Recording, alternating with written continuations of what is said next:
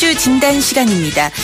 최근 2차 사고 위험 요인이 급증하고 있는 것 같은데요. 지난 8월에는 고속도로 갓길에서 사고 현장을 촬영하던 운전자가 숨지는 사고도 있었습니다.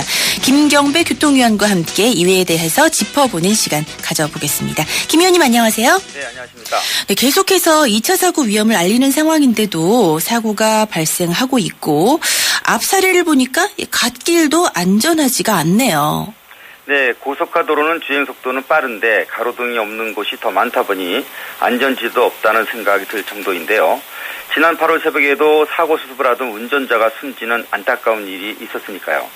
전조등 불빛이 닿지 않는 전방 시야는 식별조차 어려운 암흑지대다 보니까 100m 앞에서 발생된 사고는 물론 운전자가 수습 중이라는 것을 전혀 알 수 없기 때문에 발생된 것입니다.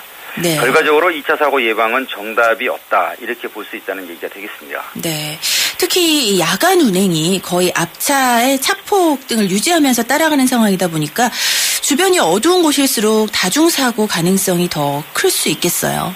그렇습니다.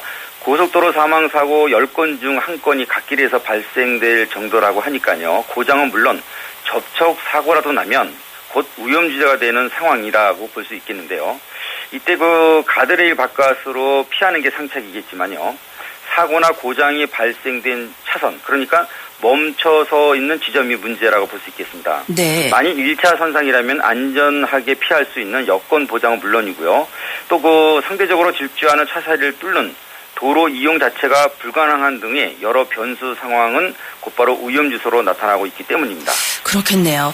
그리고 야간에는 삼각대 설치를 200m 후방으로 정해놨는데 주간에 비해서 아무래도 좀 보이는 시야가 짧다 보니까 이렇게 정한 거잖아요. 그런데 네네. 오히려 그것이 위험한 요인이 더 될 수도 있다는 주장이 있다고요? 네, 그런 얘기가 요즘 많이 나오고 있는데요. 그래서 사고 판독을 위한 잠깐의 촬영이라도요, 어둠 속에서 이루어진다면 2차 사망으로 이어질 수 있다는 겁니다. 얼마 전 거리를 두고 따라오던 5톤 트럭이 가시거리가 짧은 어둠 속에서 촬영하던 운전자를 절명케 했고, 또 도와주다가 변을 당하는 사례까지 있습니다. 위험하고 황당한 이 사고는요, 안전삼각대를 세우지 않은 사고차를 보고 자신의 트럭 안에 트렁크에서 삼각대를 꺼내던 의인까지 희생시키는 현실이기 때문에 고속도로 2차 사고는 예측이 불허한 상황으로 이렇게 번졌습니다. 네, 흔히 사고가 났을 때 간단한 안전조치를 한 후에 갓길 밖으로 피하라라고 안내를 많이 했는데 이제는 좀 거기에서 더 나아가서 위험에 대비할 수 있는 개선책까지 제시를 해야 하는 단계에 이르지 않았나 싶어요. 네, 2차 사고는 유형에 따른 변수가 워낙 커서 다양한 대처 방법을 담은 매뉴얼 제작 배포가 필요하다고 제가 항시 주장을 했고요. 네. 그리고 제기 반사에 의존하는 안전삼각대 역시 이젠 KS 기존과 설치를 정의하고 있는 도로교통법을 좀 더 현실화시켜야 한다는 것도 맞습니다. 이는 1982년부터 잠자고 있던 안전삼각대의 중요성을 17년 전에 도로교통공단 신호등에 의해서 처음 개재되면서 차에 출고시키는 등 보급 대수는 상당히 늘었습니다. 네. 그런데 아직 이렇다 할 설치의 정의 없이 명분과 명백만 이어하다 보니까 요즘처럼 위험을 부추기는 요인이 된다는 것인데요.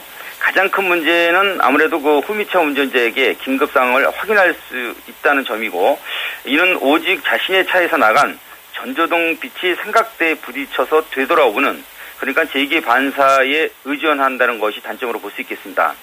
이 때문에 캄캄한 밤에 200m 후방 지점에 설치해야 하는 위험 지수는 상대적으로 높아지고 있다고 보는 건데요. 더욱이 도로교통법 제66조 5장 등의 안전조치 규정에서도 200m 후방 삼각대 설치와 또 사방 500m 거리에서 확인이 가능한 불꽃 신호기 전기제 사용을 정한 이유도 이와 무관하지 않다고 볼 수 있겠습니다. 네. 한마디로 설치 효과를 약화시키고 있는 현 삼각대 KS 기준은 당연히 200m 거리를 이동해야 하는 위험 수위를 부추기는 단초가 된 셈이라고 할 수 있겠습니다. 네, 결과적으로 전조등 불빛에 반사돼서 보이는 삼각대 설치만으로는 부족하기 때문에 전기제 불꽃 같은 요인들이 추가가 된 셈이라고 볼 수 있겠네요. 그렇습니다. 전조등이 비춰지는 하향빔 도달거리는 약 50에서 60m 사이고요. 상향이라고 해도 100m에 불과하기 때문인데요. 이 정도의 점을 고려한다면 200m 뒤에 반드시 설치해야만 최대한 300m 정도 근접하고 있는 후방차에 앞에 이런 위험 상황을 알 수 있기 때문입니다.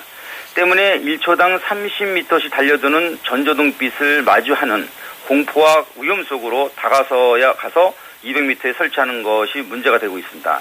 이 위험은 자체 발광을 인정하지 않는 비현실적인 규격에 있다고 볼 수 있다는 거고요.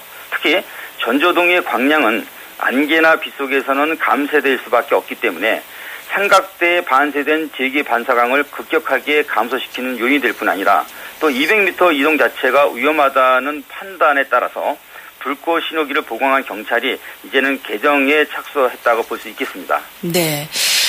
고속도로에서 야간에서 발생하는 2차 사고, 수습하다가 또 다른 사고를 당하면 굉장히 황당한데 네. 이 위험을 줄일 수 있는 스마트한 규격 선택이 필요한 시점인 것 같아요. 네, 고속도로 2차 사고 발생은 3%에 불과하지만은 치사 비율은 1차 사고에 비해 6배나 높다고 하고요. 또 사고 현장에 출동했던 경찰도 희생당하는 그 상황이 되다 보니까 경황 없이 규정만 지키다가는 자칫 목숨을 잃을 수도 있다고 볼 수 있겠습니다. 더욱이 33년 전 안전삼각대 제정 당시보다 통행량은 6배나 늘고 속도도 상대적으로 빨라졌으니 대응과 또 안전 설치물도 당연히 달려져야 한다는 주장이 일고 있는 건데요. 네. 응답자 73%가 고속도로 안전삼각대 설치 규정은 반드시 개선돼야 한다는 조사 결과도 있었습니다. 이젠 그 KS 기준도 반사가 아닌 사방 500m에서 확인 가능한 자체 발광하는 기능을 추가시켜서 200m 후방에 반드시 설치하는 의무를 대신해야 한다는 판단도 앞서고 있습니다. 네, 자체 발광하는 도로 표지판처럼 삼각대에도 전멸 기능이 추가되면 참 좋겠다 싶어요. 네네. 네, 말씀처럼 이미 도로 표지에서는 삼각대처럼 빛을 반사시키는 기능이 아닌 자체 발광으로 바뀌었습니다. 이런 스마트 도로 표지가 뛰어나는 것이 국토교통부 교통신기술 5호로 지난 2011년 7월 인증이 됐고요. 이런 그 야간이나 안개 우천시 같은 악천후일수록 자체 발광이 시인성을 좋게 한다는 결과를 볼 수 있겠고요. 이런 만큼 더 이상 위험을 없은 야간 그 설치 문제는 이미 해결됐다 이렇게 볼 수도 있겠습니다. 네. 또 삼각대 관련 특허에서도 전멸 램프의 볼록 렌즈 효과로 LED 지king 성능을 더 증폭시키는 등 아주 다양한 기술들이 등재되어 있고요. 때문에 이제는 선택만 남은 거다 이렇게 볼 수 있겠고요. 하지만 그 안전삼각대 규정에서는요. 꺼내자마자 즉시 설치하고 또 흔들리지 않는 고정 이런 문제 또 사고 지점에서 500m 후방까지 신호를 보낼 수 있는 성능인가를 반드시 확인하는 이런 규격 개정이 필요하다고 볼 수 있겠습니다. 네. 지금까지 2차 사고 위험 요인에 대해서 알아봤어요. 김경배 교통전문위원과도 오늘이 마지막 시간이 될 텐데요. 그동안 좋은 소식 전해주셔서 정말 감사드립니다. 네, 감사합니다. 네, 지금까지 교통이슈 진단 김경배 교통전문위원과 함께했습니다.